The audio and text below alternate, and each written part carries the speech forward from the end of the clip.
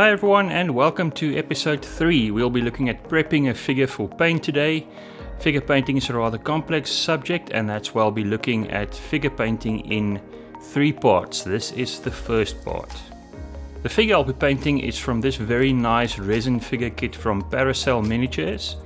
It's a set of 11 figures made for the M54 truck, the Vietnam era trucks. If we open up, it's the usual fare that you get when you order resin figures. Every figure's parts are included in the box. No instructions whatsoever. It relies on your knowledge of the subject and your reference works. First, a word about tools. I find I can't paint figures if I don't have some form of magnification. That's why I use this Tamiya magnifier. I'll be using some Vallejo paints, and when I get to that I'll tell you which colors I use. Of course, some oils. I recently started doing figure painting with oils and it's an absolutely fantastic medium to work with. Some filters also, 2 types of filters. I'll walk you through the steps of using that. Of course, also odorless thinner. We'll need that for the oils that we'll be using. Don't forget your reference pictures. We'll need these close by. We'll need to handle our figure, and a simple pin and a cork handle works well for this. And also brushes. For figure painting I use a 10-0 brush and also a brush for dry brushing later on. We'll also need to remove the resin mold blocks from the figure, and for this I use a Dremel rotary tool with a thin cutting disc. I also keep the figures that I've already completed close by, so I can ensure that I have consistency across my entire build. When prepping figures for paint, I go through 5 basic steps. First, we will remove the mold blocks and clean up any flash. We'll wash and dry our figures, apply surface primer, correct any problems that we see after the primer has been applied, and then finally spray the basic skin color from the top down with our airbrush. So let's get started.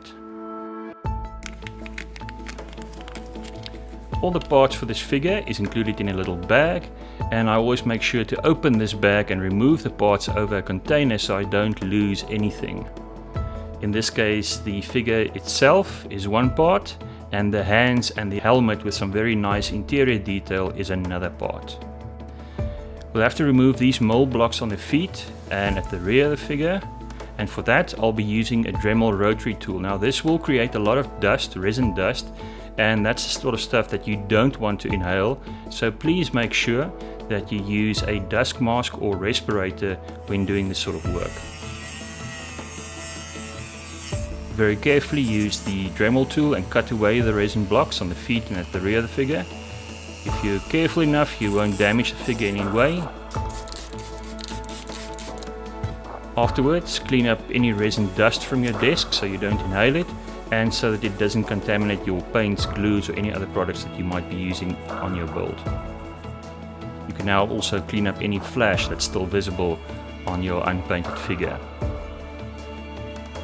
When you're finished cleaning up the figure, make sure to wash it thoroughly in water and dry it off before proceeding to the next step.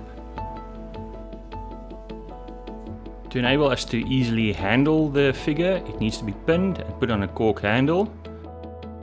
So sorry to do this to you, little buddy. The helmet and hands will also need to be pinned for paint and handling, and I'll be using a pin into one of the wrists so we don't have to drill a hole in the helmet. The next step is primer, and I'll be using Vallejo's matte black primer. Now you might want to ask why black, and I'll explain in a minute. Make sure to cover the entire figure with primer. After primer, we can easily see where there are any further problems, and in this case you can see at the edge of the nose there's a little piece of resin there. It makes it look like the guy has a hook nose, and this we'll need to remove by some careful sanding. Make sure that you fix these problems now, because once the paint is on it's almost too late to go back and fix small issues that might arise later. And there we go. Our figure is now ready for its first basic skin color. I'll be using Vallejo's beige red color as a basic skin color in this case. For this, I'll be spraying it from the top down. Now this will allow us to achieve natural shadows underneath the chin, the cheekbones, in the eye sockets. This will make it easier for us to start applying shadows and highlights later on, because we can already see after this first paint coat has been applied where our shadow and highlight areas are going to be.